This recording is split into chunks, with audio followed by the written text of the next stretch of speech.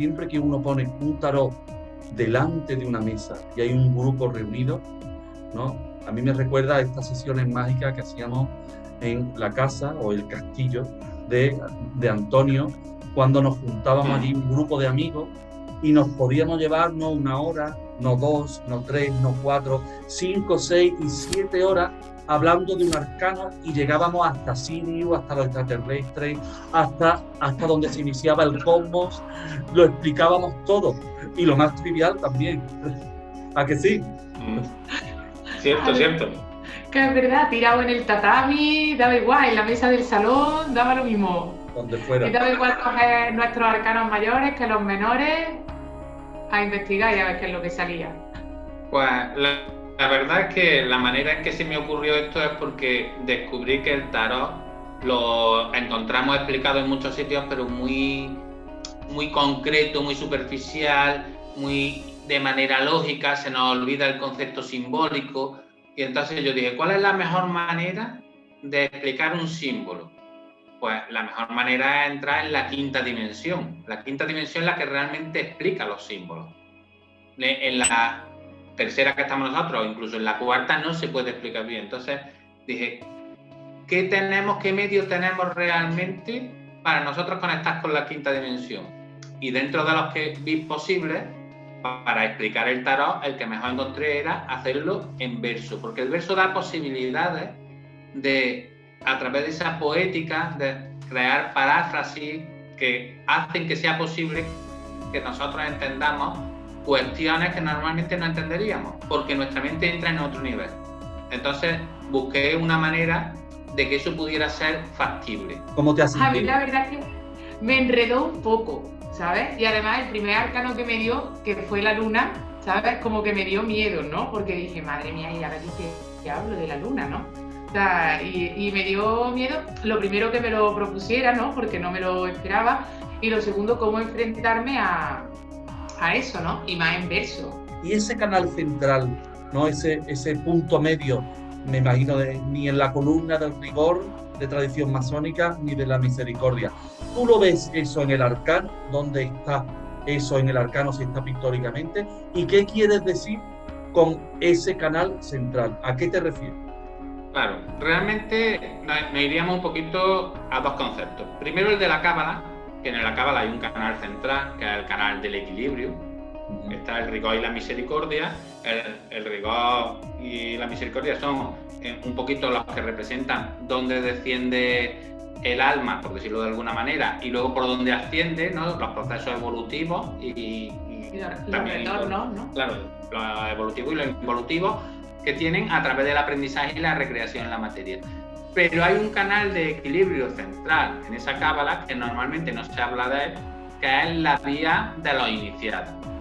Entonces, ¿dónde se observa esto en el naipe? Pues se observa primeramente en la propia figura del Papa. Si os fijáis, está entre medias de las dos columnas. De un concepto, la Eva mitocondrial, que la asociáis a la fuerza. A ver, explícate un poco más quién es esa Eva mitocondrial.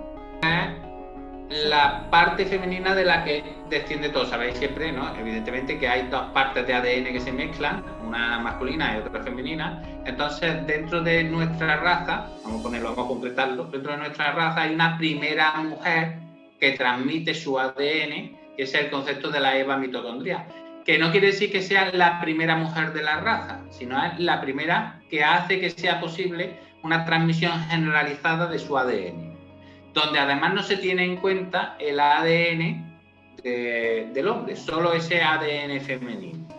¿Por qué asemejamos a la fuerza con esta Eva mitocondrial?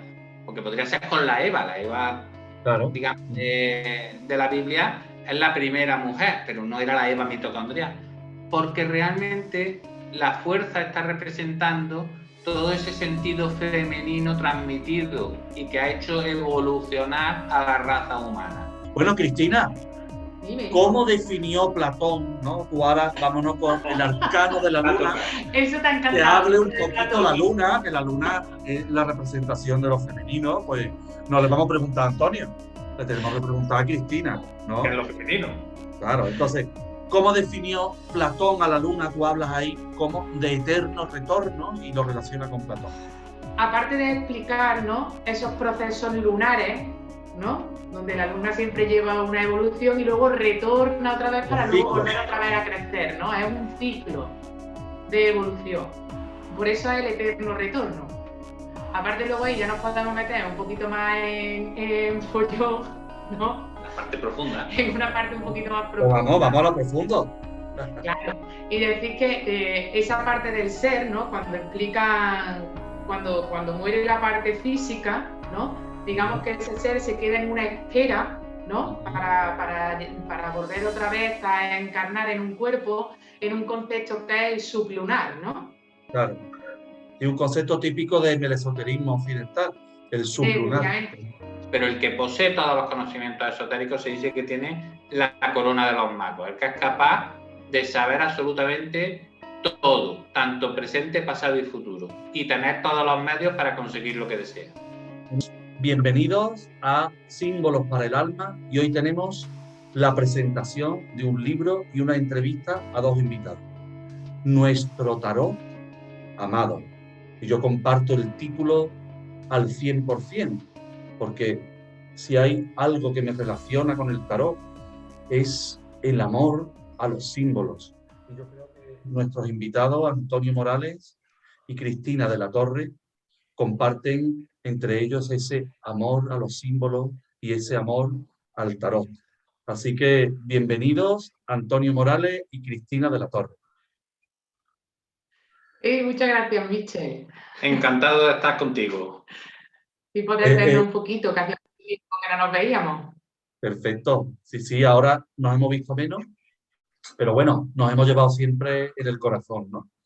Ese amor a los símbolos y el amor que nos tenemos, ese está ahí como una llama siempre encendida. Entonces, podemos empezar ya a ir entrando en estas preguntas.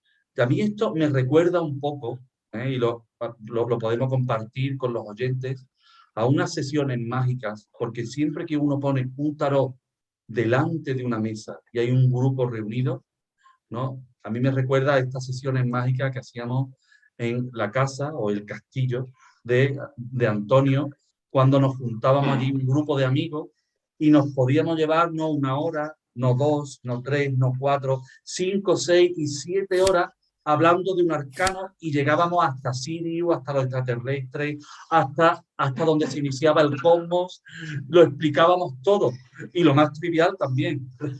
¿A que sí? Cierto, cierto. Que es verdad, tirado en el tatami, daba igual, en la mesa del salón, daba lo mismo. Donde fuera. Y daba igual coger nuestros arcanos mayores que los menores, a investigar y a ver qué es lo que salía. El tarot era como la excusa o la máquina de pensar, ¿no? Como lo llama Alejandro Jodorowsky. Me gusta esa definición, una de muchas, máquina de pensar. Tú pones una carta delante y ya empieza a pensar. Pensamiento más intuitivo, ¿no? Pero como que la mente se activa. Bueno, sí, antes de haceros preguntas sobre el libro específico, a mí me gustaría preguntaros cómo surge la idea de este libro, que he tenido el placer de prologar, ¿vale? Un prólogo precioso, así que se compre las personas el libro. ¿Se puede comprar dónde? En Amazon, ¿cierto? En Amazon. ¿Vale? Yo creo que lo más fácil para los oyentes es comprarlo en Amazon directamente, ¿no? Sí, es lo mejor. Además no hay ningún tipo de problema. Directamente ponen el título del libro y les aparece. O sea que entonces, no hay nuestro tarot amado en verso explicado, ¿vale? En la edición, aquí pondremos también la portada del libro. Pero bueno, ¿cómo fue la génesis? ¿De quién fue la idea? ¿Cómo surgió esto?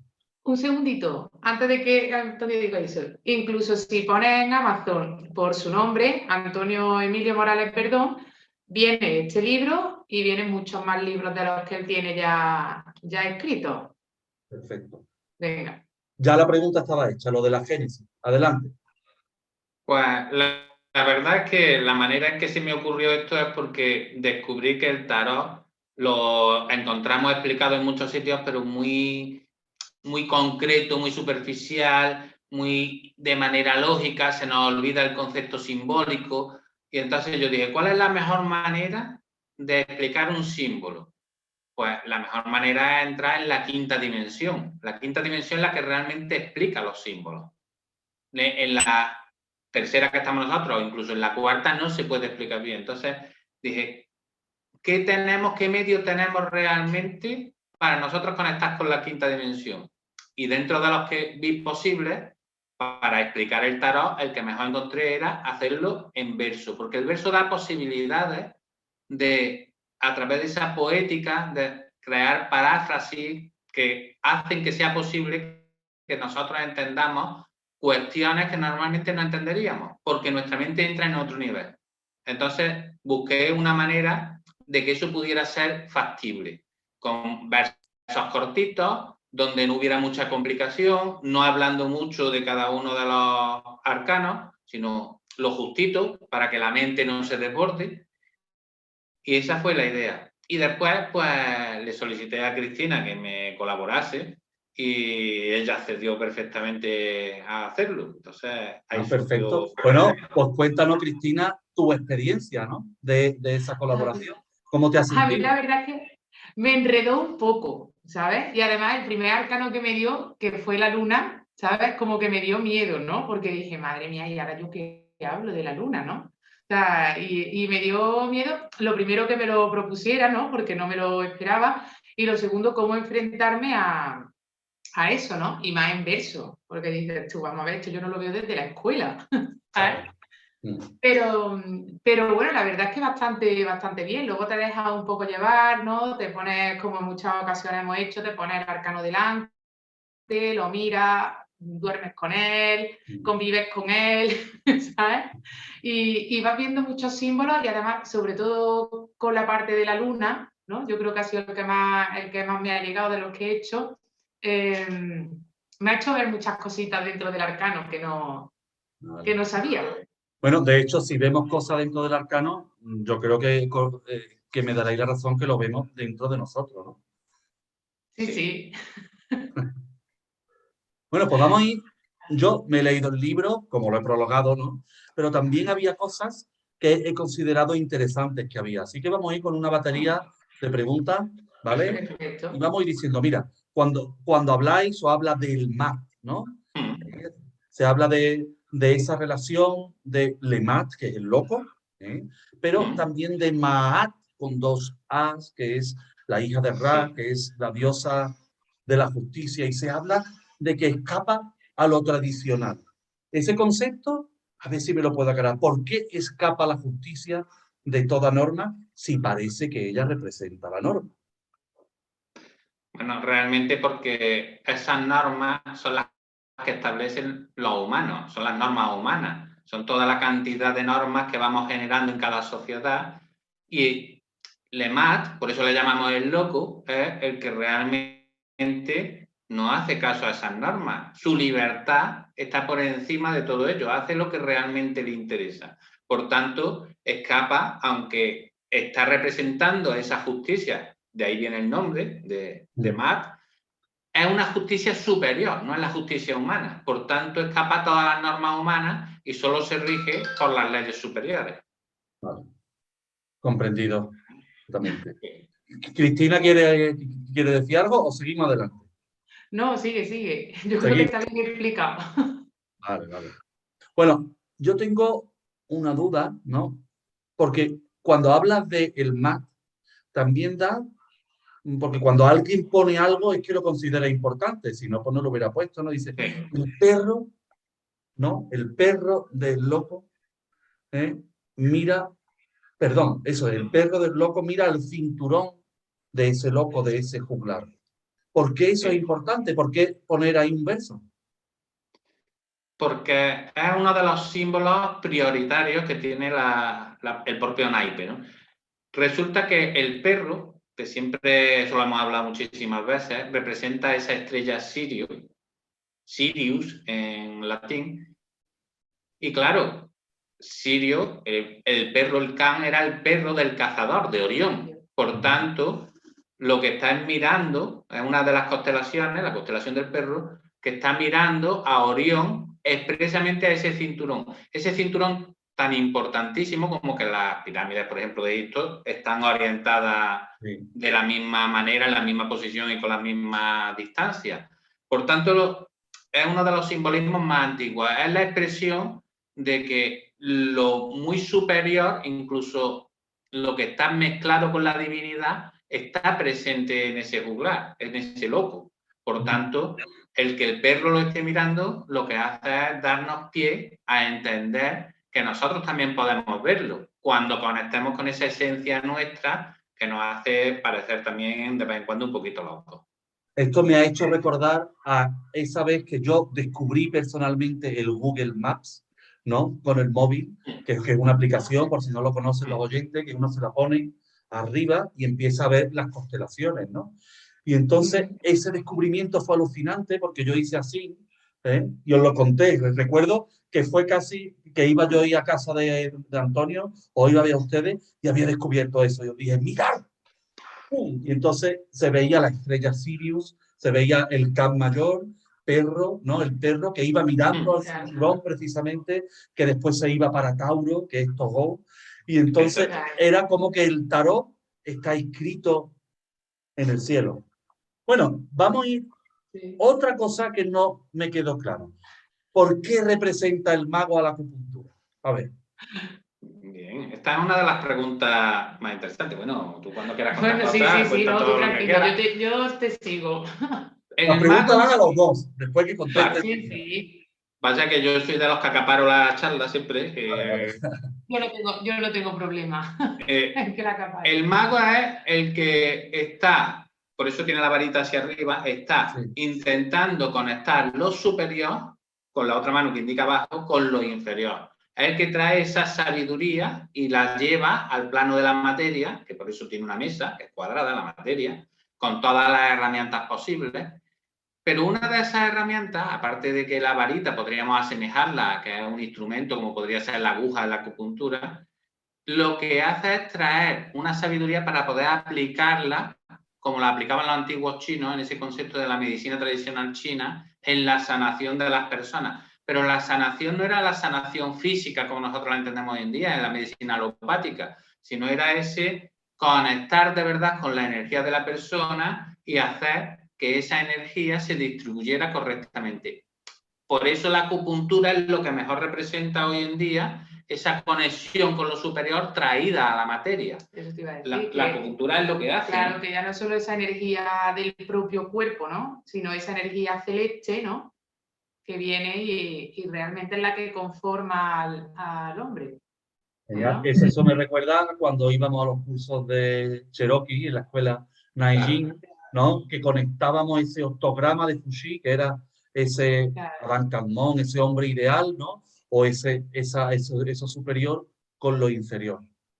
Claro, es que no olvidamos que también somos esa parte sutil, esa parte energética, que no solo somos nuestra parte física. Entonces eso también hay que traerlo aquí, y aunque el mago es el que domina toda esa parte material, pero también es el que trae esa influencia, ¿no? Para poder hacer ese trabajo energético. De todas maneras, en la carta está muy bien expresado ese concepto. Siempre se nos decía, cuando estábamos estudiando acupuntura al principio, que había dos canales que venían de lo celeste, que uno era Shinpao, que hacía la materia, y el Sanjiao, que conectaba. Y el Sanjiao, que era la conexión directa con ese espíritu. Por tanto, el mago representa los dos. La mano de abajo, que representa a Shinpao, y la mano superior, que es la que conecta con esa fuerza celeste, con ese espíritu. Y además se interconectan unos con otros. Uno también se influencia de arriba a abajo. Muy interesante esa visión, y la veo como muy bella para definir el mago. Bueno, vamos a adentrarnos entonces, vamos a seguir hacia adelante. Ahora vámonos a la papisa, ¿no? Entonces, ahí en los versos, en la papisa se habla algo como que para que no ostente la papisa el poder, ¿no? Es como que nuestra cultura occidental, o bueno, patriarcal, podríamos decir, pues la ha representado como una virgen, es como para quitarle el poder de lo femenino o el poder de lo sexual. ¿Puede explicar esto un poco más? ¿A qué viene todo este pensamiento?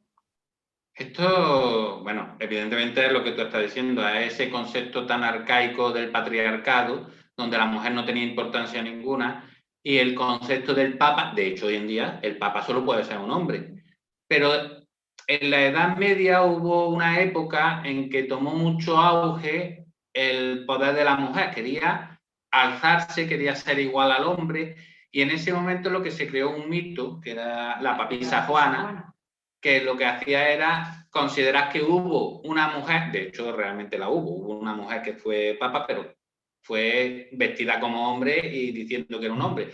Pero este mito era que una mujer como tal, que era Juana, era considerada papa y por tanto ascendía, y entonces se formó una especie de revolución, sobre todo a nivel ya no solo religioso, sino a nivel ideológico, y la Iglesia tuvo que cortarlo. Y la manera que consiguió cortarlo fue empleando dos figuras femeninas. La primera que crearon fue la Santa Madre Iglesia. Crearon una figura femenina que era la propia Iglesia. La propia Iglesia era algo femenino, además, santa y madre. El concepto que tenían que tener. La mujer solo podía ser madre, por muy santa que fuera. Pero todavía la revolución estaba ahí, estaba tocando un poquito las narices a los jerarcas, y entonces dijeron, esto lo tenemos que elevar. Hay que buscar una diosa, pero claro, es una religión monoteísta. ¿Cómo buscamos una diosa? Solución, como esa parte de trilogía Padre, Hijo, Espíritu Santo, existían los tres, un solo Dios, pero en tres partes, pues dijeron, la solución, la madre de un Dios, y la madre de un Dios solo puede ser una diosa. Y ahí Virgen, Virgen y Santa. Pero para que sea diosa no podía ser engendrado ese hijo de Dios nada más que por el propio Dios. Por tanto, elevaron a la categoría de diosa a la Virgen María, además se le acuñó ese término, virgen, porque si no fuera virgen no podría ser madre de Dios. Claro. Y ahí es donde ya esta representación de la papisa, que tenemos precisamente como arcano, muestra todo ese poder, pero en cambio le falta el poder terrenal, porque a él que se le quitó en su momento cuando a la mujer se la denigró para que no pudiera alcanzar cuotas de poder iguales. Entonces, si se le ha quitado el poder, ¿no? El poder a lo femenino ahí en ese arcano, pero que está oculto, porque hay partes ocultas como el pene del cuello, hay cosas que están veladas. Entonces yo te preguntaría directamente, ¿cuál es ese poder de lo femenino? Bien, pues el poder de lo femenino, que nos pasa casi siempre desapercibido, por un lado es la posibilidad de la generación material, en este caso el tener hijos, por supuesto, ese es el primero, pues, puesto que el hombre, por muy poderoso que sea, nunca puede tener descendencia real, él puede colaborar en tenerla, pero no puede tenerla. Ese es el primer gran planteamiento de poder que tiene la mujer. Pero luego el segundo gran planteamiento de poder que tiene es el tipo de pensamiento de la mujer. Por eso a la papisa también se la representa con un libro, con el concepto del conocimiento. Es el pensamiento circular. Los hombres tenemos un pensamiento lineal y entonces vemos una cosa y vamos derechos y ya no vemos nada más, todo lo que hay a los lados no existe. Mientras que la mujer tiene un pensamiento circular y cuando va a llegar a un objeto o al pensamiento que sea, antes ha estado dando la vuelta a todo y observando todas las posibilidades. Es un tipo de inteligencia muy superior a la del hombre. Y ese es el gran poder que tiene y al que ha temido siempre el hombre. Porque cuando la mujer descubra esa posibilidad, no como la usan la mayoría de las mujeres, que es para enfrentarse una a otra, sino para colocarse en su sitio sin querer usurpar el sitio del hombre, sino reconociendo que realmente están por encima, todas las mujeres descubrirán el gran poder que tienen. Pero el problema también que hay hoy en día es que las mujeres no vemos ese poder, ese potencial que tenemos, que queremos seguir equiparándonos al hombre cuando somos diferentes. Y no equiparando, sino copiando. Copiando. Que es todavía peor. Aquí no vamos a meter en polémica. Si nos ven algunas mujeres vamos a entrar en polémica. No, vamos a seguir hablando ya ahora de la feminidad. Tampoco hay que entrar entre esa cosa de hombre. Claro. Sí. Entonces yo diría, ahondando más en el concepto de la feminidad, ¿qué diferencia hay, vámonos a otros dos arcanos, entre la feminidad de la papisa y la feminidad de la emperatriz. Hombre, diga. No, No, tú que eres mujer, empieza. Venga, dale. Claro, claro. Una es como mucho más velada, ¿no? Está mucho más oculta esa papisa, ¿no? Mira un poco más en la distancia, tiene muchas más esas características internas de pensamiento, de reflexión, ¿no? Y ya la emperatriz es cuando ya esa mujer ha llegado a ese autoconocimiento, ¿no? Y ya llega y dice, no, pues yo soy esta. ¿Sabes? Ella Es cuando se muestra hacia afuera ya realmente. Cuando se muestra Cuando lo realmente, expresa, ¿no? claro, como es ya como mujer. ¿Sabes? Ya no necesita ese interiorizarse y ese mirarse y ese velarse, ¿no? Ya está segura de lo que es, de lo que siente, de lo que maneja, porque también la emperatriz, siendo el arcano número 3, esa creación material, ¿no? Hemos dicho que con la papisa había, ¿no?, esa posibilidad, ¿no? Y ya con la emperatriz ya la posibilidad está ahí, está tangible, ¿no? Pues ahí ya es cuando se genera esa parte de la feminidad, esa parte femenina. Pero yo tengo que aportar algo más. Es verdad que la emperatriz representa la feminidad pura, pero pierde la sexualidad y la sensualidad. De hecho, solo se representa a una mujer embarazada. La emperatriz es una mujer embarazada, donde su único imperio, antes decíamos que había dos poderes, es ese poder de la maternidad, es lo único que se basa. Es una mujer joven, a diferencia de la papisa, que es una mujer madura, pues es una mujer joven que lo único importante es su fertilidad en esa etapa de la vida en la que puede ser madre. Pero no es importante toda esa sexualidad, mientras que, por ejemplo, la propia papisa, lo decíamos antes, ¿no? Ese pene que tiene enorme ahí colgado del cuello, implica que la sexualidad está muy presente en su vida, a pesar de ser la representación de una persona madura.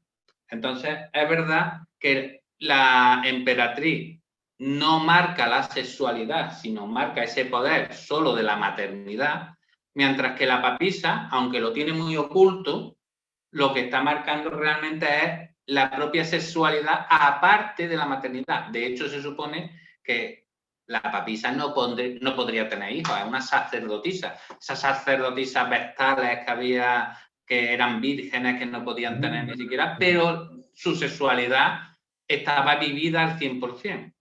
Por tanto, son la contraposición de las dos.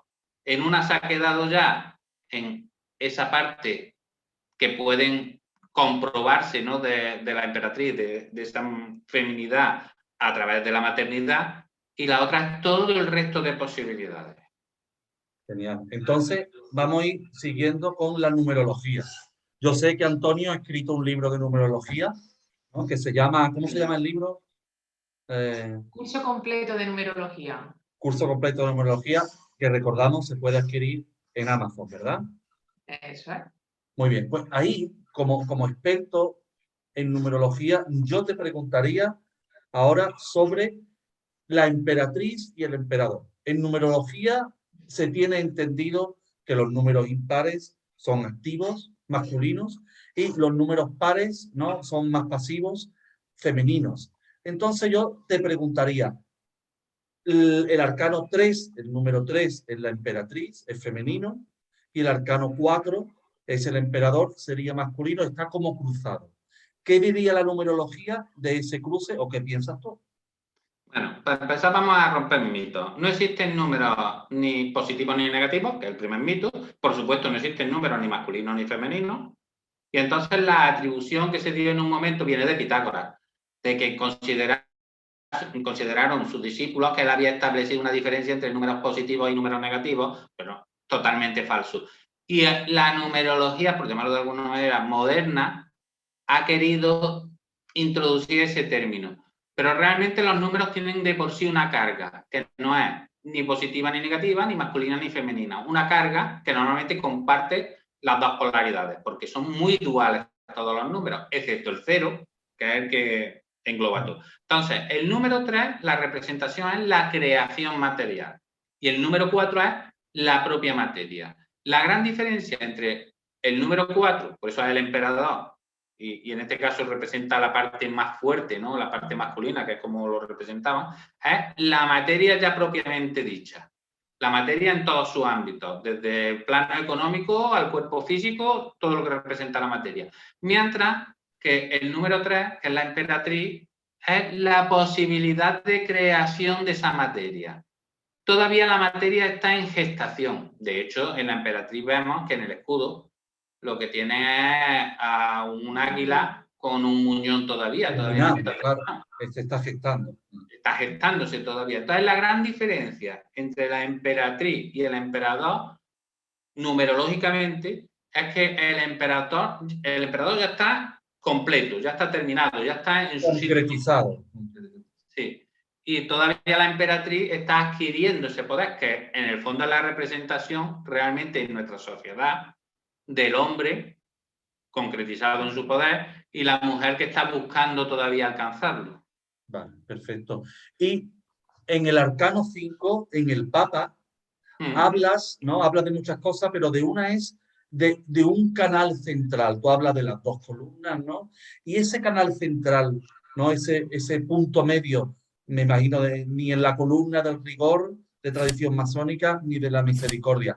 ¿Tú lo ves eso en el arcano? ¿Dónde está eso en el arcano, si está pictóricamente? ¿Y qué quieres decir con ese canal central? ¿A qué te refieres? Claro, realmente nos iríamos un poquito a dos conceptos. Primero el de la cábala, que en la cábala hay un canal central, que es el canal del equilibrio. Está el rigor y la misericordia. El rigor y la misericordia son un poquito los que representan dónde desciende el alma, por decirlo de alguna manera, y luego por dónde asciende, ¿no? Los procesos evolutivos y también los retornos, ¿no? Claro, lo evolutivo y lo involutivo que tienen a través del aprendizaje y la recreación en la materia. Pero hay un canal de equilibrio central en esa cábala que normalmente no se habla de él, que es la vía de los iniciados. Entonces, ¿dónde se observa esto en el naipe? Pues se observa primeramente en la propia figura del Papa. Si os fijáis, está entre medias de las dos columnas. Ese concepto del iniciado. Pero el iniciado no es un ser divino. De hecho, tiene las manos, son manos normales, encarnadas, y lo que lleva un guante azul, porque es que está asemejándose a esa divinidad, está intentando alcanzarla.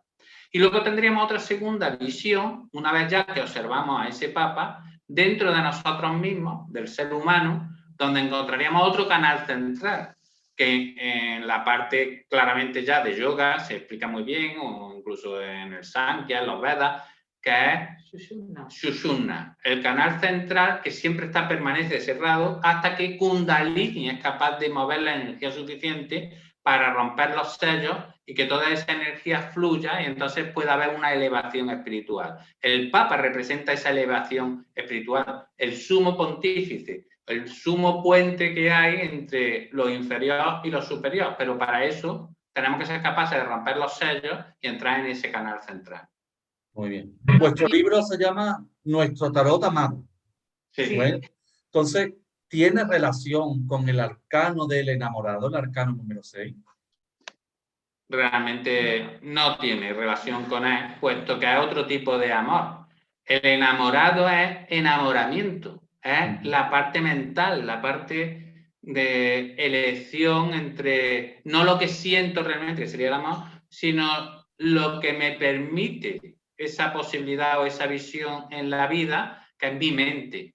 Mi mente me da a decidir si quiero sexo, si lo que quiero en vez de sexo lo que necesito es el cariño de otra persona, si quiero la juventud o si quiero la madurez. Entonces, esa elección es la que me lleva a elegir en el arcano, mientras que el verdadero amor no tiene elección. El amor, como definición, el amor es dar sin pedir nada a cambio. Es que nosotros confundimos muchas veces el amor con ese querer, ¿no? Y entonces, ¿qué es lo que pasa? Que al final, como sentimiento, realmente no sabemos qué es el amor. O sea, yo puedo decir, yo amo a esta persona, pero ¿realmente la amas o estás enamorada, ¿no?, de un concepto mental? ¿No? Que es lo que normalmente solemos hacer. Te puedes enamorar físicamente de la persona o quieres algo a cambio. que en muchos casos es así. ¿Sabes? Claro. Te puedes enamorar eso físicamente de la persona porque te cuadra, porque te recuerda muchos arquetipos mentales que tenemos de, incluso lo que se parece, que además lo hemos dicho, la pareja, lo que se parece a la madre de ella o al padre Claro. de ella. ¿No? Buscamos semejanzas, ¿no? Con cosas que tenemos aprendidas, ¿no? O si somos unas personas muy activas, pues buscamos en una pareja, ¿no? Que sea un poco más relajada, ¿no? O sea, ¿pero realmente la amas o simplemente estás enamorado de su concepto mental porque te aporta algo? Mira, el último verso de el Arcano 6 dice, sexo y amor, una decisión que toca vivir, pero Cupido, Clara tiene la decisión. Yo te pregunto, ¿qué elige el enamorado? ¿Sexo o amor? Claro, el enamorado siempre elige eso. ¿Por qué? Porque no ha llegado al amor, está en un proceso mental. El proceso del amor corresponde a los sentimientos que están Claro, en ese plano. él llega a la discoteca y dice, a mí dejadme de tonterías, que yo lo que quiero Es lo que quiero. No, y no, yo quiero ir al cine, vamos a tomar una tapita. Y dice, sí, sí, claro. Pero después, ¿qué, no? Claro, eso es siempre así. Sábado, sabadete, decíamos cuando éramos jóvenes. Efectivamente. Pues eso mismo, eso es lo que elige. Perfecto. Bueno, ya hemos hablado un poco de la justicia. Antes vamos a pasarnos entonces al Arcano 9, ¿vale? Entonces, en la página, bueno, como hay varias versiones del libro, a ver, yo tengo la página 87, ¿no? Dice, mas el torso del ser sin forma, si la cabeza a un lado dejamos y solo en su cuerpo nos centramos, en un libro de sabiduría se transforma. No es otro que el ser que anima nuestra vida, escogiendo presto al yo que anima, para junto a él experimentar última oculto, esta tras el velo de la mente dolida. Es decir, ¿quién es ese ser que lleva el ermitaño ahí oculto debajo en el libro? Ahora lo pondremos aquí, ¿vale? Ahí, Cuando para que empiece se el vea vídeo, bien. lo voy a poner para que se vea. Pues es una muy buena pregunta. Ese ser representa a nuestro ser, al que nos maneja, al que de verdad maneja los hilos de nuestra vida, el que hace que seamos unos seres humanos. A ver, perdona que te corte. ¿Por qué es visible en el Arcano 9? Y no en el 1, el 2, el 4, el 7. Claro, porque en los demás no está representado físicamente, mientras que en el Arcano 9 aparece media cabeza, tapada por la capa, media cabeza. Se ve. Y se ve incluso ese pedazo de torso, que es lo que luego se transforma en un libro. ¿Por qué libro? Porque el ser conecta con la sabiduría, pero cuando nos llega a nosotros, nos llega en forma de conocimiento. Entonces, el ser nos guía, nos aporta conocimiento, nos aporta esa iluminación, por eso el mismo ermitaño lleva un candil, lleva la vela, porque está iluminando.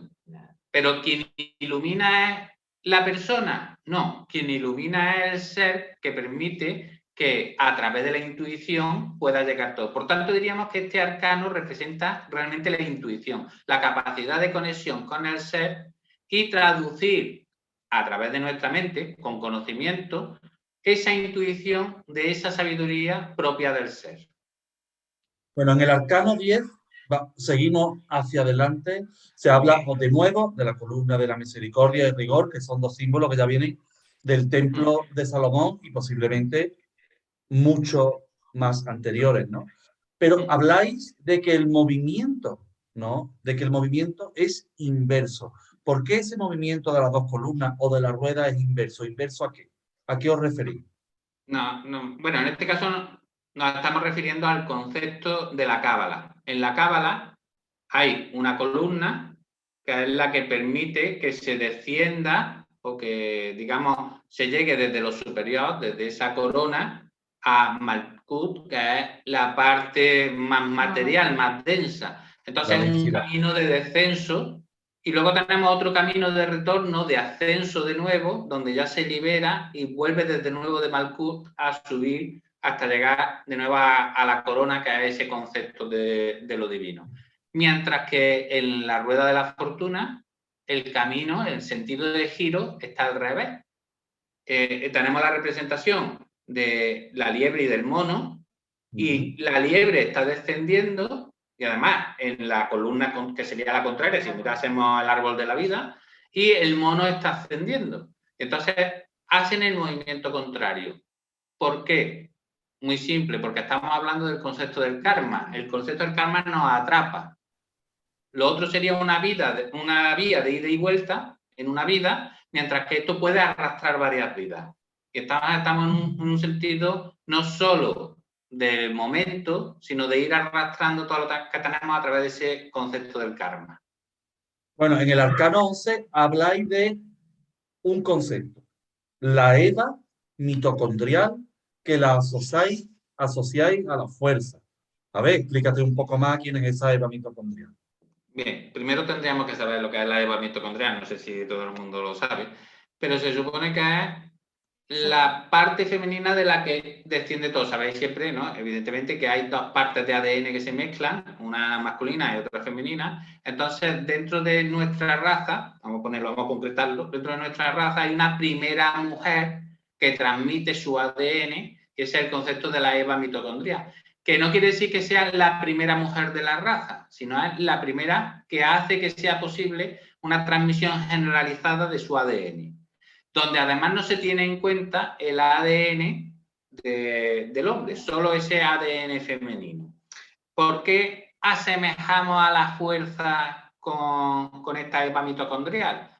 Porque podría ser con la Eva, claro, digamos, de la Biblia es la primera mujer, pero no era la Eva mitocondrial. Porque realmente la fuerza está representando todo ese sentido femenino transmitido y que ha hecho evolucionar a la raza humana. ¿A través de qué? Si nos fijamos en la propia carta, que no solo representa la sanación, que es una de las representaciones que tiene, sino además el control de los instintos. Si nosotros hubiéramos seguido basándonos en los instintos, hubiéramos estado todavía en la prehistoria defendiéndonos de los animales salvajes y cazando a otros para poder subsistir. Por tanto, esa Eva mitocondrial es la que nos permite una elevación tanto intelectual como espiritual para conectar con otros mundos superiores, que es la expresión clara, por eso lleva a la sanación y por eso está tan vinculada luego con todos los conceptos del espíritu. No sé si se habrá entendido. Sí, yo creo que un poquito extraño. sí, no, pero es muy interesante porque también engloba, ¿no? Engloba y aglutina muchos otros conceptos que ya estaban dichos de otra manera en la fuerza. O sea que es un concepto, este sí parece, o yo lo veo como más genuino vuestro, ¿no? Una cosa que no se había leído antes. Y de todo, más o menos han dicho con otras palabras, lo de la Eva mitocondrial con la fuerza no lo había visto yo en ningún sitio. Claro. Bueno, vamos a seguir más. El colgado. Pero el colgado dice claramente un verso, ¿no? Que el colgado se corresponde con Anahata y se corresponde con los 5 sentimientos. ¿Por qué? ¿Y por qué son 5? ¿Por qué no hay 7? ¿Por qué no hay 2 sentimientos o 80.000 millones o infinitos sentimientos, ¿no? Y si esos sentimientos se ven en la carta en alguna manera, ¿cómo llegas tú a relacionar eso? ¿Qué vía intuitiva te ha llevado a decir todo esto? Bueno, pero lo de los 5 sentimientos es que es un poquito complicado. Y además, bueno, 5, sobre todo porque la parte más en el humano y a lo que estamos pendientes son a lo que son las emociones. Ni siquiera los sentimientos pertenecen a esta parte humana, ¿vale? Entonces, ¿por qué refleja esa parte de sentimiento? Porque el colgado ya empieza la parte de la iniciación, ya empieza a tener contacto con esa parte espiritual.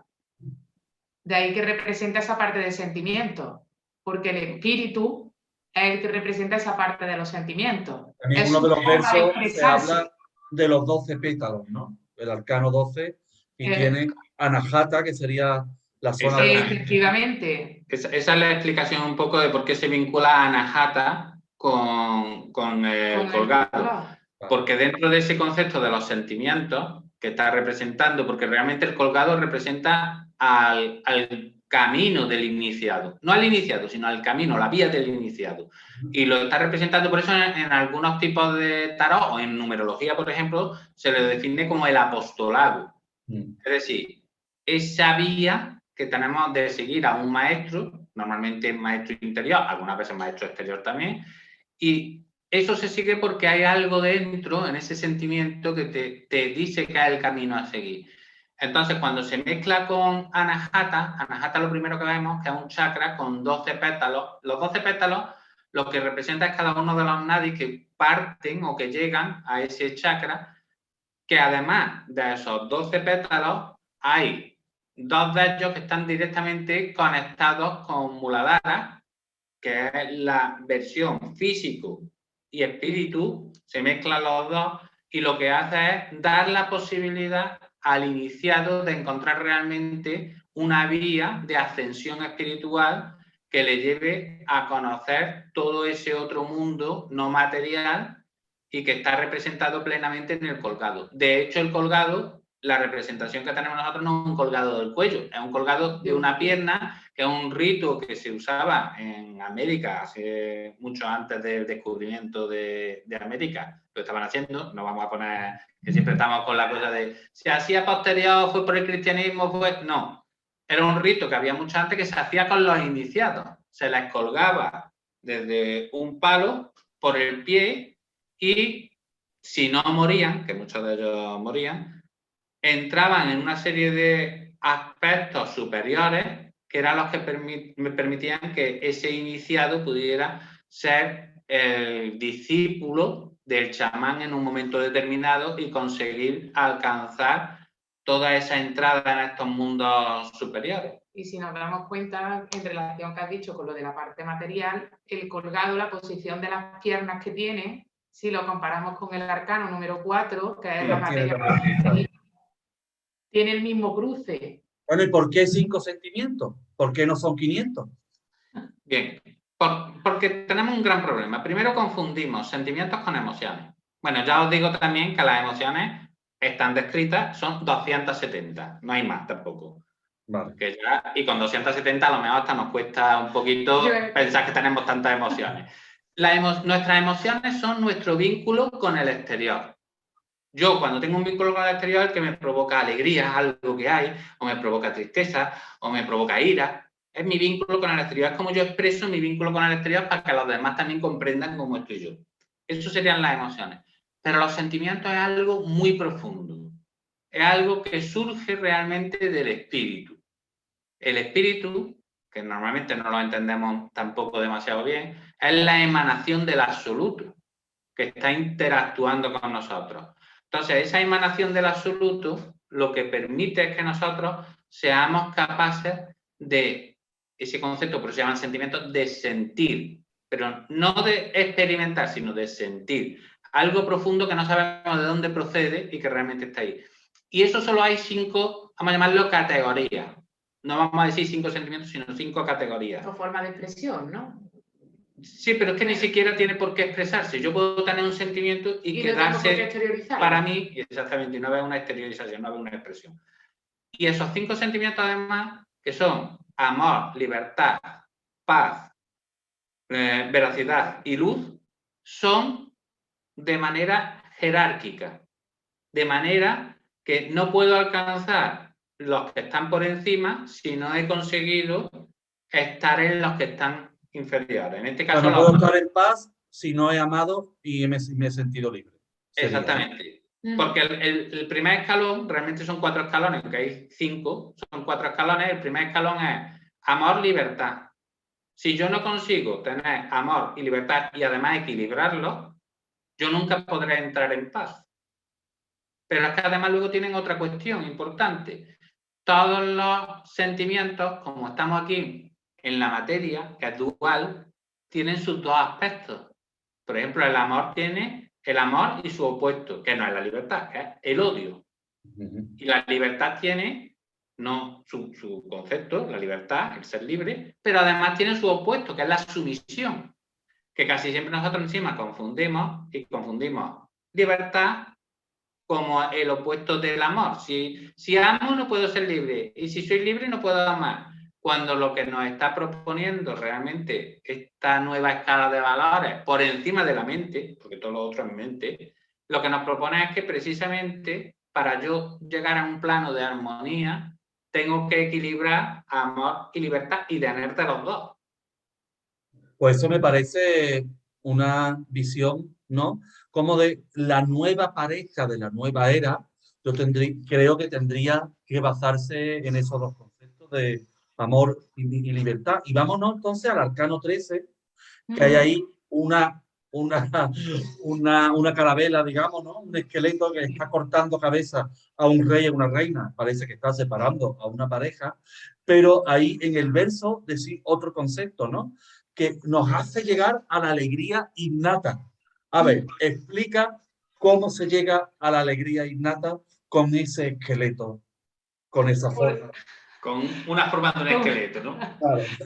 Porque quiera o que no, lo que hace el esqueleto que es que está cortando, que tú mismo lo has dicho, cabeza, manos y piernas, ¿no? O sea, está cortando las acciones que hay aquí en la materia y está cortando la mente, todos los arquetipos mentales que tengo. Cuando yo consigo cortar con esa mente inferior y consigo cortar con todas mis acciones, puedo llegar a esa parte también del sentimiento que lo que me produce es una alegría innata.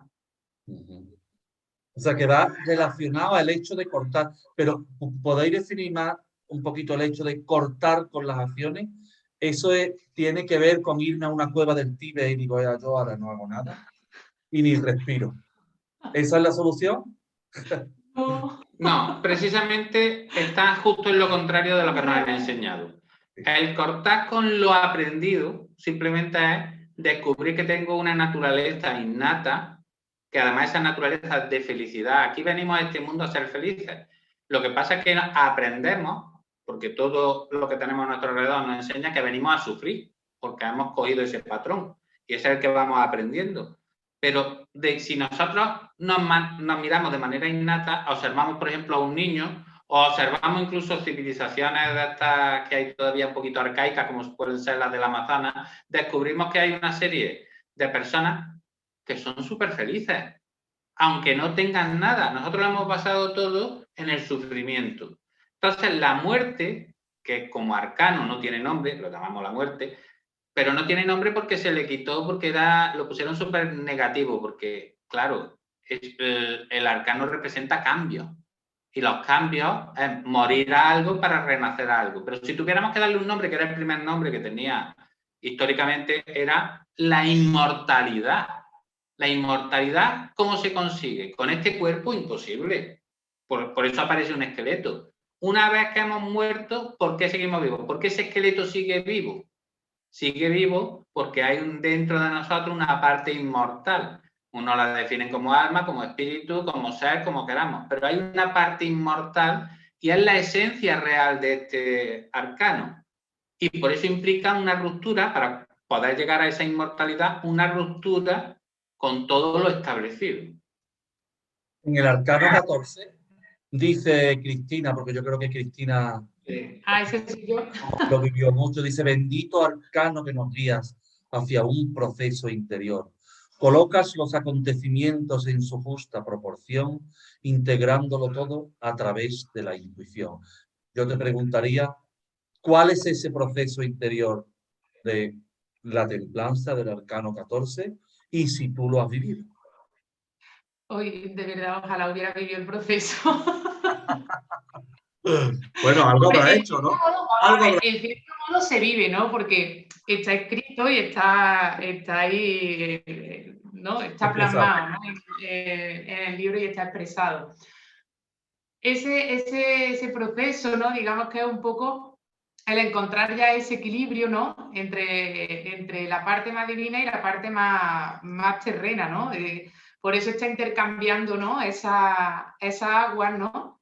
Y buscando ese equilibrio. El ángel, esa parte intuitiva, la representa con esa flor, ¿no? Que tienen en la cabeza, ¿no? Que nos marca esa parte más de intuición. El ángel lo asemejamos también a esas llamadas, ¿no? A esa muchas veces que dice, uy, escucho que algo que por ahí me cuentan, ¿no? O me ha llegado la intuición, o no, pues un poco ir recolocando, ¿no? Todas esas partes en su sitio. Venimos de esa parte transformadora, ¿no? Donde ya hemos dejado atrás las partes establecidas, ¿no? Hemos dejado un poco de lo que veníamos, lo hemos dejado a un lado. Y entonces ahora tenemos que empezar a acoplar lo que somos nuevos. Era como si lo anterior era romper y ahora se llega a la alquimia, ¿no? Algo así. Sí, sería un poco eso, ¿no? El ir consiguiendo, ¿no? Esa mezcla y el empezar a ponerte tú en tu sitio. Formación verdadera, no solo el romper, sino Ahí está. mutar, podríamos decir, ¿no? Mutar. Sí, el empezar ese cambio, ¿no? A esa parte, es que tampoco no quisiera decir más espiritual, ¿no? Porque claro. Es que ahí a lo mejor no es el concepto mutar, ¿no? Es lo que digo, no es realmente un cambio, sino es un atemperamiento, de ahí claro. El nombre de templanza, porque es buscar lo templado, está en el término medio. No es de lo que vengo, pero tampoco todavía estoy en el proceso, todavía claro. no he llegado más. Estoy ahí. Algo así como templar es también cuando se templa una espada, ¿no? Igual. Algo está ocurriendo con la espada. Claro, se ha calentado, ¿no? Se ha transformado, y ahí cuando la espada la templamos para darle su uso, claro, es una palabra especial, ¿eh? Es verdad. Claro. Es templar, al final es templar. Además, claro, templanza también tiene dos partes de raíz, porque otra raíz de las que viene es el concepto tem, que es tiempo. Por tanto, lo que nos enseña también es que todo hay que madurarlo con tiempo. No hay nada que de golpe se pueda conseguir. En el arcano 13 parece que es algo rotundo. Venga, cortamos y ya está. Parece que yo corto las cabezas, corto con las relaciones, claro. Ya está. No, después tengo que templar eso y ser eso. Luego surge esa templanza, ¿no? Ese tiempo, esa maduración, ya el empezar a escuchar, ¿no? A esa parte un poco más interna, ¿no? Dejarte un poco llevar. El concepto es hermoso, ¿eh? El concepto de templar. Y lo de la espada se me viene ahora también, que en la mente, ¿no? No basta con quitar un esquema mental, sino después requiere el tiempo de templarlo. Claro.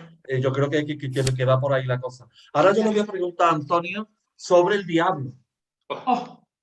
Que una carta que va mucho con él, no es broma, es broma. Además, bueno, viene azul como el diablo. Va de azul, digo, venga, le vamos a preguntar, ¿de qué se burla el diablo?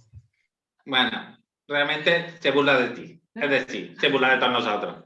¿De qué se burla? De que nos está proporcionando la libertad y todos tenemos miedo a cogerla. Nadie queremos ser libres. Eso me recuerda al libro este muy famoso, que lo conoceréis casi todos, de Erich Fromm, El miedo a la libertad.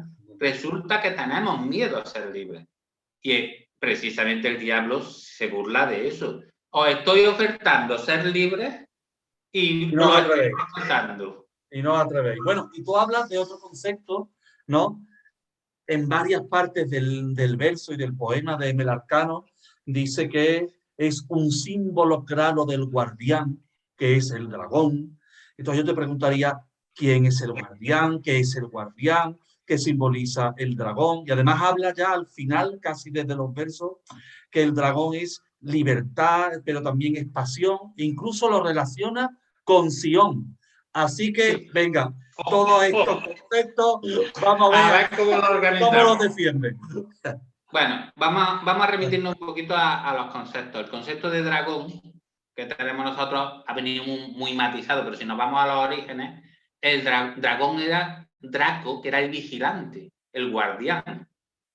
¿Qué se encargaba de custodiar? Custodiaba a la propia raza humana. Por tanto, es el guardián de la raza humana, ese dragón.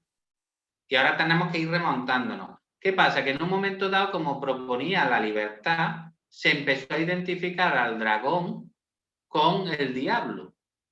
De ahí que luego la figura que tenemos es el diablo.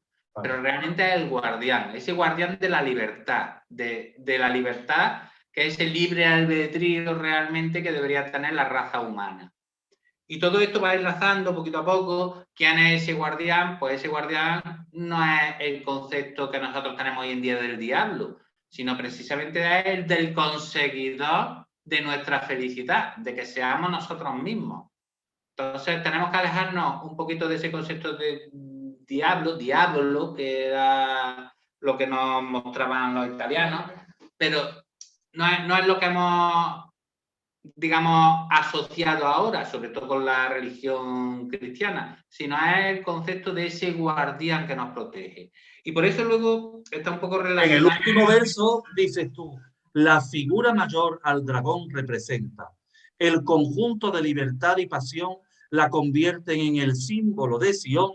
El guardián de los secretos quizás no mienta. ¿Por qué es libertad y pasión? Libertad ya lo has explicado. ¿Qué tiene que ver la libertad con la pasión? ¿Y qué es Sion? Bien, vamos a empezar al revés, vamos a empezar por Sion, ¿no? Sion realmente representa la tierra prometida. Voy a remontarme un poquito a la Biblia para que lo entendamos bien, porque la tierra prometida no es que nos vayan a dar aquí una parcelita al lado, ¿no? Claro. La tierra prometida es esa elevación espiritual que Moisés se le negó, o sea, Moisés fue uno de los grandes profetas y de esos iniciados que llegaron en un momento, pero no estaba al nivel siquiera de conectar con su propio ser, a ese nivel de fusionarse con él. Entonces, la tierra prometida es cuando alcanzamos desde lo humano esa potencialidad de llegar a lo más elevado, que es la conexión con nuestro ser. Sabiendo ya lo que es Sion, para alcanzar Sion, lo humano necesita dos cuestiones fundamentales. Una, evidentemente la libertad, ya lo hemos dicho. Si yo no tengo esa libertad de elección, ya no puedo hacer nada más. Pero la siguiente es la pasión. Pero la pasión bien entendida, no la pasión como sufrimiento, que es como nos la han vendido nosotros, la pasión de Cristo. La pasión de Cristo, claro. No, sino el concepto de pasión, algo que hacemos vehementemente siguiendo a alguien o a una cosa. Que me apasiona, ¿no? Lo que me apasiona. El concepto ese que yo definí en uno de los vídeos hace tiempo del canal, definía Karuna como eso, ¿no? Compasión. Vivir apasionadamente, eso me da la compasión porque amo a los demás, amo lo que amo. Ese concepto, con pasión. Pues esto mismo es lo que expresa realmente el diablo. El diablo nos dice que tenemos que ser libres y luego experimentar todo con pasión, porque si no, de hecho, en el mismo arcano, tenemos ahí dibujados a dos diablillos semi-animales, vamos a llamarlo así. ¿Por qué semi-animales? Porque están todavía anclados en toda la materia, en lo instintivo, en la parte inferior, no tienen libertad. Y entonces están anclados, sujetos por el cuello, que realmente no deberían, ¿por qué? Pero si tuvieran pasión suficiente se quitarían su atadura y serían libres y podrían alcanzar lo que realmente quieren, que es igualar a ese dragón, a ese vigilante. Entonces nosotros seríamos vigilantes de los que están por debajo nuestra, pero no seríamos en este caso los vigilados, ya entraríamos en esa tierra de Sion, en esa tierra prometida. Bueno, en esa libertad, cuando ya llegamos a la casa de Dios, llamada la torre en algunos tarot, en un verso decís que tiene mucha relación con el sexo y la sexualidad. ¿Por qué? Bueno, es por todo. Porque el sexo proporciona libertad, quizás, ¿no? Claro.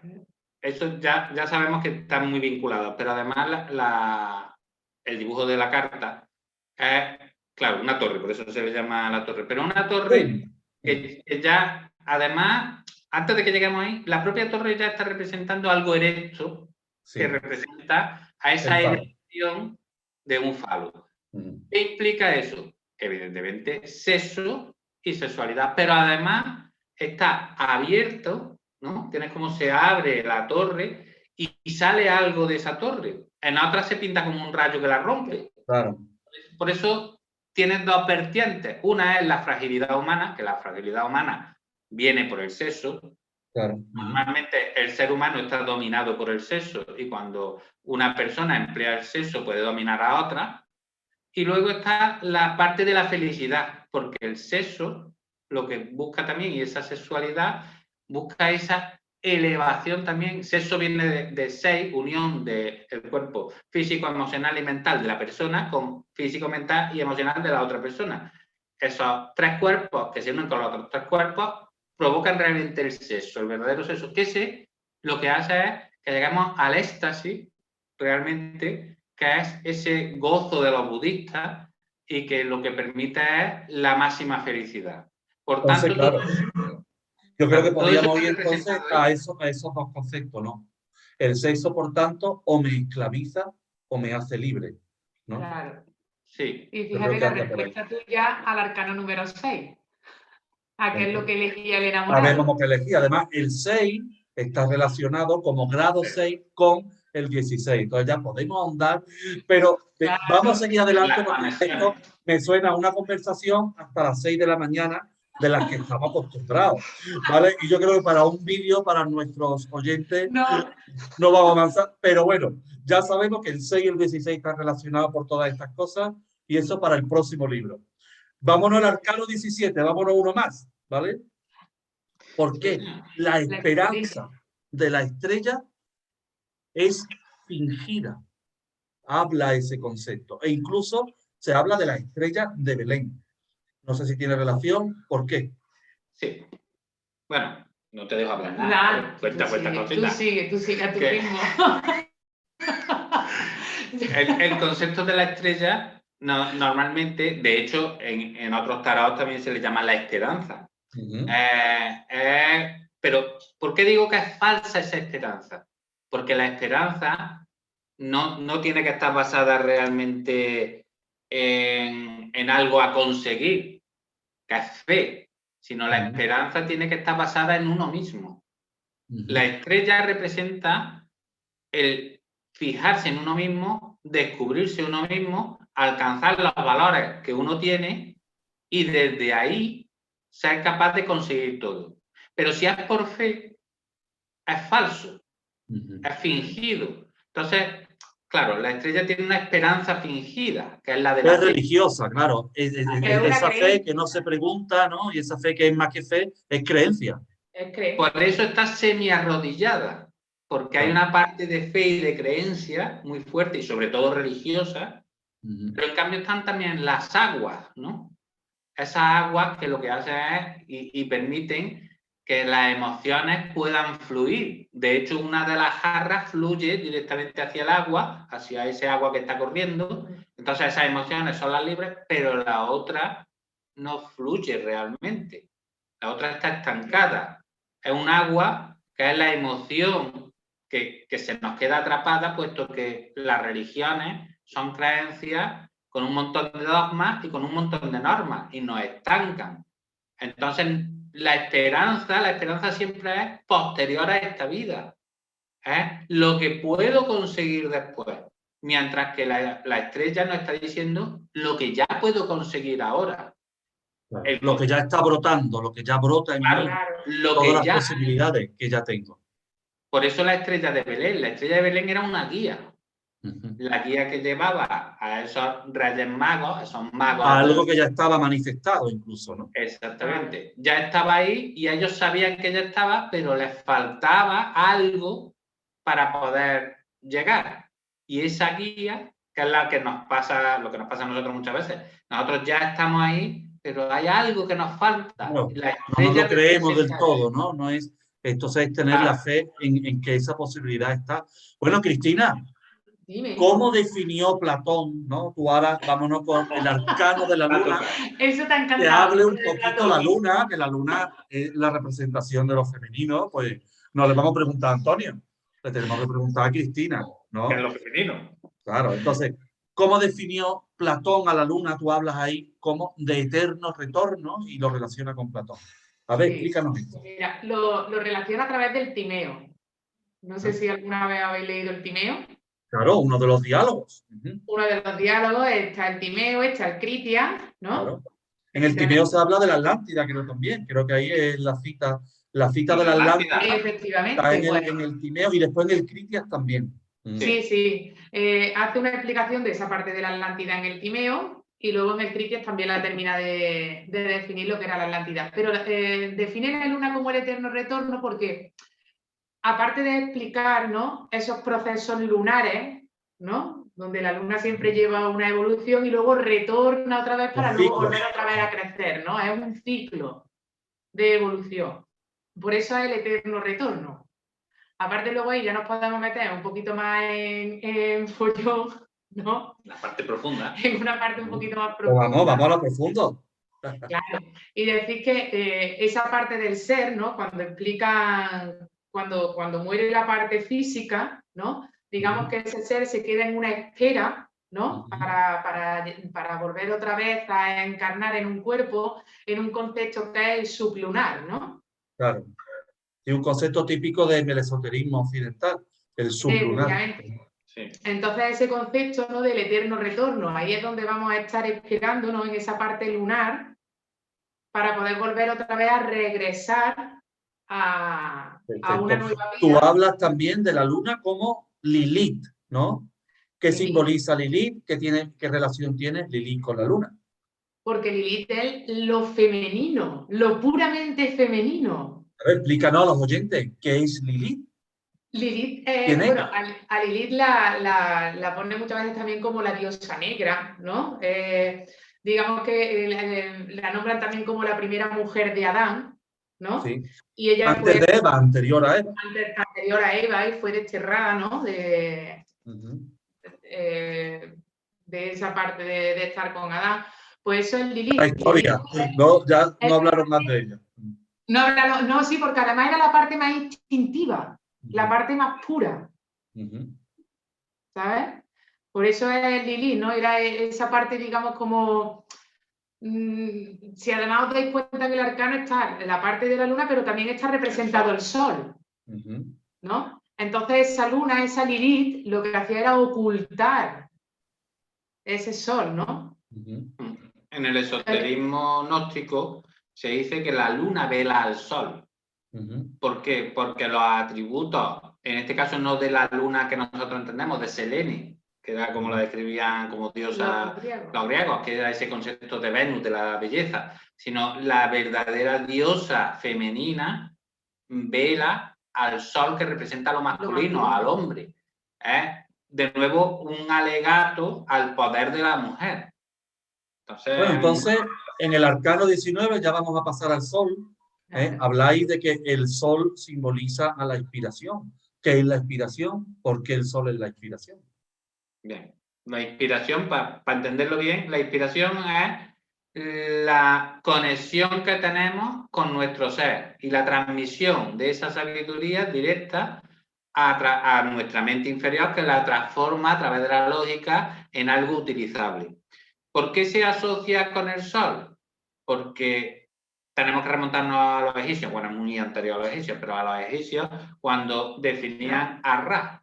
Ra, no a Atón, que es el disco solar, sino Ra, que era ese dios creador que representaba la propia inspiración y se le asemejaba al sol. Por tanto, el sol aquí está queriendo representar esa inspiración, esa fuente de sabiduría que es capaz de descender a los hombres, en este caso a la raza humana.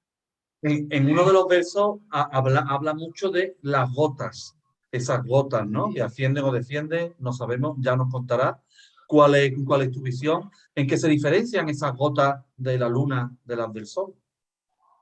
Realmente son las mismas, incluso dibujadas, si las observamos, es la misma gota. ¿Qué diferencia hay? Hemos dicho antes que la luna velaba al sol. Las gotas vienen del sol, ese concepto de las inspiraciones, esas inspiraciones que tenemos en cada momento, pero que la luna muchas veces no se permite o nos impide, depende, unas veces no permite y otras veces nos impide, seguir esas inspiraciones, esas intuiciones que estamos teniendo. Mientras que en el sol llegan directamente y se hacen presentes. De hecho, en la luna esa parte de esas inspiraciones las muestra con las dos casas que hay. Siempre, muchas veces, cuando se lee, ¿no?, ese arcano, decimos, pues, son dos casas, un cambio de vivienda, un tal, pero si tú te fijas, pasa lo mismo que con los perros, ¿no? Una casa, ¿no?, es de color carne, es de un color más anaranjado, y la otra casa es de un color azul. Son nuestros dos templos. Es nuestro cuerpo físico y nuestra parte más espiritual, ¿sabes? Nuestro ser, son esas dos casas. Bueno, y en el sol, en uno de los versos se dice que esos dos seres humanos son nórdicos. Si se pone, será por algo. Hombre, ¿por qué son nórdicos? ¿Por qué es importante que sean nórdicos? Es muy importante porque es una alusión clara. Hemos hablado antes un poquito de la Atlántida, pero es que es una alusión clara a los atlantes. Los descendientes de los atlantes eran la raza aria.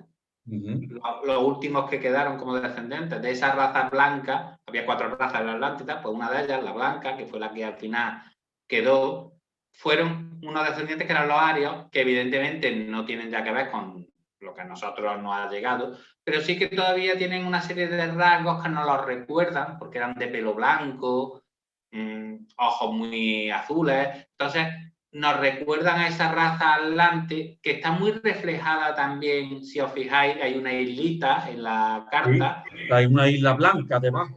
Exactamente, que es ese concepto de la Atlántida y los atlantes, ese recuerdo de los atlantes que recogieron los arios. ¿Por qué el juicio, el arcano 20, representa el autoconocimiento? Eso lo decía en uno de los versos. Sí, porque sin ese autoconocimiento no podríamos renacer.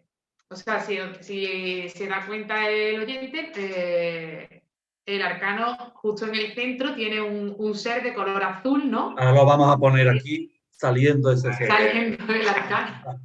Para que se vea bien. Para que se vea. Sale ese ser azul, ¿no? Así como de la tierra, como de una tumba, ¿no?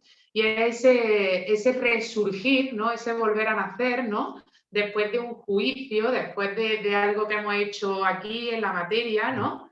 Y entonces, si no hay autoconocimiento, yo no puedo resurgir, yo tengo que volver a conocerme. O sea, si Cristina como Cristina tuviera que volver a resurgir, ¿no? Bueno, aparte de que ya no sería Cristina, ¿no? Pero ya tendría autoconocimiento de sí misma. Conocerte como la nueva Cristina que ha nacido. Claro, como la Cristina propia, como la esencia, no como la Cristina aprendida. De hecho, en el arcano, las dos figuras todavía humanas que hay miran hacia ese renacido, pero el renacido ya mira a lo superior, ya no mira a lo humano. Por tanto, está claro que una vez que renacemos entramos en un plano superior y diferente. Bueno, vamos a ir terminando ya. Yo creo que llevamos como 1 hora y hemos llegado al arcano 21. Ya hemos hecho los 22. ¿Qué es la corona de los magos? Porque se habla en el arcano del mundo del concepto de la corona de los magos. A ver, ¿podéis explicar eso? Sí. El laurel. Está representado por ese laurel que incluso llevaban los emperadores. Que la hornacina, sí, de forma almendrada, ¿no? Claro, realmente la corona de los magos lo que hace alusión es a todos los conocimientos esotéricos. El que es capaz de acaparar esos conocimientos esotéricos y tenerlos para luego darlos o no darlos, ya depende de cada persona. Pero el que posee todos los conocimientos esotéricos se dice que tiene la corona de los magos. El que es capaz de saber absolutamente todo, tanto presente, pasado y futuro, y tener todos los medios para conseguir lo que desea. En un verso posterior habláis de que el 21 simboliza a los patriarcas. Sí. ¿Por qué? Eso está relacionado mucho ya con la cábala, con el proceso de los padres de la nación hebrea, que sabemos que había 12 tribus, pero había 12 tribus, pero había 21 patriarcas. Porque esos patriarcas eran los que elevaron la condición de los hebreos a ese punto de ser el pueblo elegido. Por lo tanto, ese 21 como número, que en numerología, que es donde mejor se explica, es la transmutación, la capacidad de cambiar algo, ese buscar, por ejemplo, Moisés la tierra prometida, pues lo que considera es un plano donde estamos en la materia, pero tenemos posibilidad de alcanzar algo más. ¿Y cómo alcanzamos ese algo más? Y volvemos al número 12, que en este caso el 21 es la inversión. Su espejo, claro. Claro, el número 12, ese apostolado, ¿no? La representación del colgado, de ese seguimiento, y esas 12 tribus es la expresión que tenían los patriarcas ya llevada a la materia para poder llevar cada uno de los aspectos de la raza humana a buen fin. Entonces, bueno, ahora no vamos a entrar en definir cada uno de los aspectos y todo, porque si no nos tiramos otras 3 horas más, pero era ese concepto de esos líderes que estaban basados en ese proceso, ¿no? Esos patriarcados, ¿no? Se habla también en uno de los versos de que el arcano 21 del mundo es la raíz del árbol de la vida. ¿Qué significa que es la raíz? Claro, Las raíces es lo que se hunde en la tierra, lo que soporta, lo que realmente mantiene ahí ese árbol. El árbol de la vida, que es ese árbol sefirótico, tiene una raíz, que es Malkut, la materia. Pero la materia en sí sola no se puede sustentar. Necesitamos, para sustentar esas raíces, que nosotros por asociación diríamos, claro, la propia tierra es lo que sustenta las raíces. Justamente lo contrario.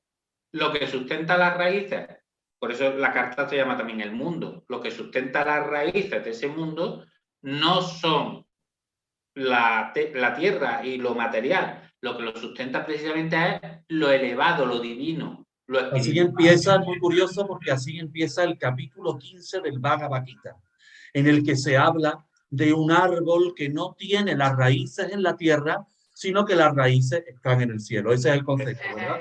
Exactamente. Lo has Bueno, definido a la perfección.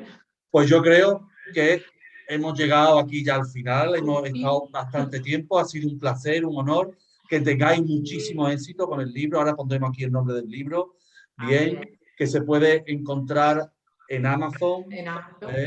También, si alguno os quiere escribir, ¿cómo pueden contactar con vosotros? ¿Hay alguna manera, algún dato para ponerlo? Al correo electrónico, mi correo electrónico, el de Cristina, podáis tranquilamente... A través de Facebook, de Instagram. Entonces, aquí vamos a poner los datos que me enviáis en esta misma, aquí voy a poner abajo todos los datos que me enviáis de contacto, por si alguien tiene inquietud y tiene más preguntas, ¿no? Claro. Se lea el libro y no entienda algo, pues que pregunte directamente. Yo no soy culpable. Sí, perfecto. Bueno, pues nada, un placer. Pues nos hemos dejado inspirar, ¿eh? Pues nada.